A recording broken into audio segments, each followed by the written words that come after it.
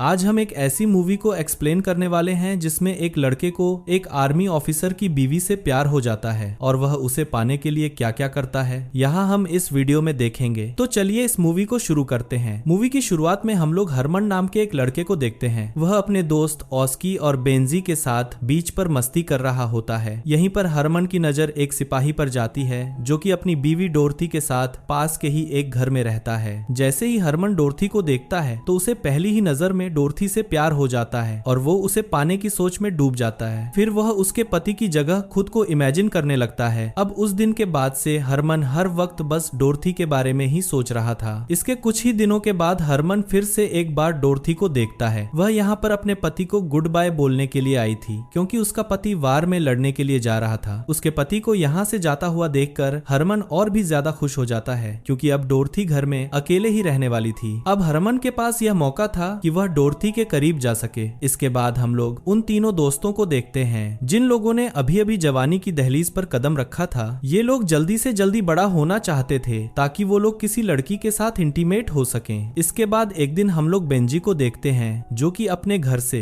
एक गंदी किताबें चुराकर यहाँ लाता है और उस किताब को पढ़कर ये तीनों बहुत ही ज्यादा खुश होते हैं। फिर एक दिन ये तीनों एक बीच पर जाते हैं और तभी यहाँ पर डोरथी धूप सेकने के लिए आती है। उसी वक्त इनकी नजर डोरथी पर पड़ती है। यहाँ पर ऑस्की और बेंजी हरमन को डोरथी से बात करने के लिए कहते हैं। उनकी बातों को सुनने के बाद अब हरमन डोरथी से बात करने के लिए डोरथी के नजदीक जाता है। इसके बाद वह जैसे ही डोरथी के पास जाता है तभी पीछे से उसके दोस्त उसे आवाज लगाते हैं। उनकी आवाज को सुनकर हरमन घबरा जाता है और यहाँ से भाग जाता है। हरमन अपने दोस्तों के इस मजाक से बिल्कुल भी खुश नहीं था और इसी बात को लेकर उसके और उसके दोस्तों के बीच में लड़ाई हो जाती है। देखते ही देखते इन लोगों की लड़ाई काफी बढ़ जाती है। इसके बाद बेंजी और ऑस्की हरमन को वहीं पर छोड़कर चले जाते हैं। उसी शाम हम लोग फिर से हरमन को देखते हैं। वह अभी बाजार में होता है। तभी वो यहाँ पर डोरथी को देखता है। डोरथी के पास बहुत सारा सामान था जिन्हें उठाने में उसे प्रॉब्लम हो रही थी। हरमन तो इस मौके की तलाश ही कर रहा था। इसके बाद वह डोरथी के पास जाकर उसकी हेल्प करने की बात करता है। अब हरमन उसकी मदद करते हुए उसके सारे सामान को उठाकर उसके घर तक ले जाता है। घर आने के बाद डोरथी उसे थैंक यू बोलने के अलावा उसके लिए कॉफी भी बनाती है। इसके बाद वह हरमन से उसके बारे में पूछती है। हरमन यहाँ डोरथी को बताता है कि स्कूल के बाद वह आर्मी ज्वाइन करना चाहता है। वो यहाँ पर अपने आप को बड़ा दिखाना चाहता था, इसलिए वह डोरथी से ये कहता है। साथ ही वो यहाँ पर डोरथी को अपने बारे में और भी काफी सारे झूठ बोलता है ताकि डोरथी को ऐसा लगे जैसे हरमन कोई बच्चा नहीं है। इसके बाद हरमन जैसे ही घर से बाहर आता है उसे यहाँ पर उसके दोस्त मिलते हैं। वो लोग कहते हैं कि हमने 3 लड़कियों का जुगाड़ कर लिया है और आज रात हम लोग इन तीनों के साथ मूवी देखने के लिए जाने वाले हैं। अब रात में ये लोग मूवी देखने के लिए जाते हैं। यहाँ पर वो तीनों लड़कियां भी होती हैं। तभी उन लड़कियों को देखकर अचानक बेंजी घबरा जाता है और डरकर यहाँ से भाग जाता है। इसके बाद जब वो लोग सिनेमा हॉल के अंदर जाने के लिए लाइन में लगे होते हैं तभी यहाँ पर हरमन डोरथी को देखता है। यहाँ पर डोरथी हरमन से कुछ काम करवाने के लिए उसे अपने घर में आने के लिए कहती है। अगले दिन हरमन अच्छे से तैयार होकर डोरथी के घर में जाता है जहाँ वो सोच रहा था कि आज रात वह डोरथी के साथ घपाघप करने वाला है। लेकिन उसके वहां पहुंचने के बाद डोरथी उससे अपने घर का काम करवाने लगती है। अब काम पूरा होने के बाद हरमन किसी तरह हिम्मत करके अपने दिल की बात डोरथी को बोलता है। हरमन कहता है मैं तुम्हें बहुत पसंद करता हूँ। यह सुनकर डोरथी मुस्कुराती है और वह हरमन के माथे पर एक किस करती है। अब हरमन डोरथी से प्यार करने लगा था इसलिए वह अपने दोस्त ऑस्की को ये सारी बातें बता देता है। इसके बाद वह हरमन को एडवाइस देते हुए ये कहता है तुम जितना जल्दी हो सके डोरथी के साथ घपाघप कर लो। साथ ही वो हरमन से ये भी कहता है कि आज रात वह उन लड़कियों को बीच पर लाने वाला है जहां हम सभी मिलकर पार्टी करेंगे। फिर उसी रात को ऑस्की अपनी गर्लफ्रेंड के साथ इंटीमेट होने के लिए जंगल में जाता है। वहीं हरमन दूसरी लड़की के साथ बीच पर बैठकर बातें कर रहा था। इस लड़की को ये मालूम नहीं था कि ऑस्की उसके दोस्त के साथ क्या करने वाला है। लेकिन जैसे ही उसे इस बात का पता चलता है कि ये दोनों उन लोगों के साथ इंटीमेट होने के लिए यहाँ आए हैं तभी वो लड़की डरकर यहाँ से भाग जाती है। इसके बाद हरमन पूरी रात यहाँ बीच पर अकेले ही रहता है। अब जैसे ही सुबह होती है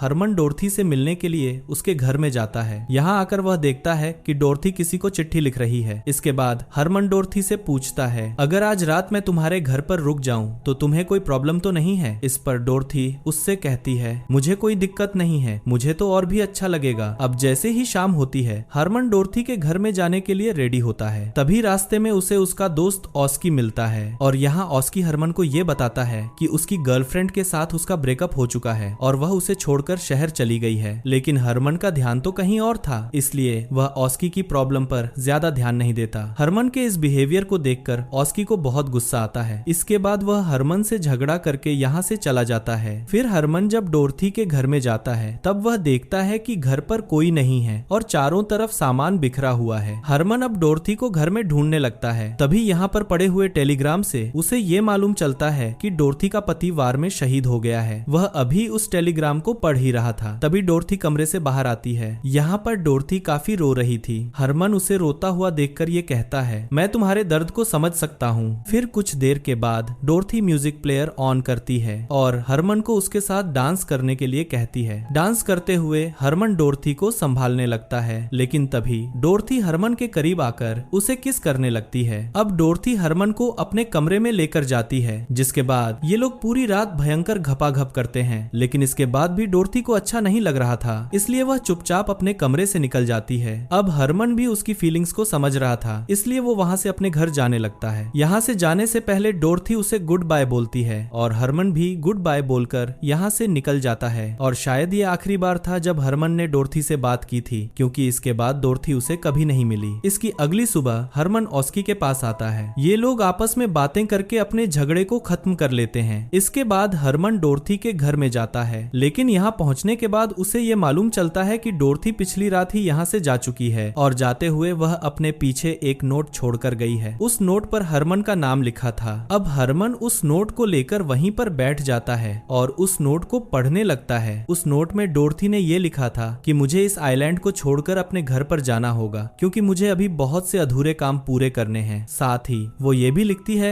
कि मुझे ये उम्मीद है कि हमारे बीच में जो कुछ भी हुआ था तुम उन चीजों को समझोगे और मुझे गलत नहीं मानोगे। मैं हमेशा तुम्हें याद रखूंगी। मैं ये उम्मीद करती हूँ कि तुम हमेशा खुश रहोगे। यह सब बातें पढ़ने के बाद हरमन अब हमेशा डोरथी को याद करता रहता है और उस दिन के बाद से उसने डोरथी को फिर कभी नहीं देखा, ना ही उसकी कोई खबर उसे मिली। इस घटना ने हरमन को पूरी तरह से बदल दिया था और अब वह एक मैच्योर इंसान बन चुका है। और इसी के साथ इस मूवी का यही अंत हो जाता है। और अगर आपको हमारा मूवी एक्सप्लेनेशन पसंद आया हो तो प्लीज लाइक एंड सब्सक्राइब कीजिएगा। हमारी वीडियो देखने के लिए बहुत बहुत धन्यवाद।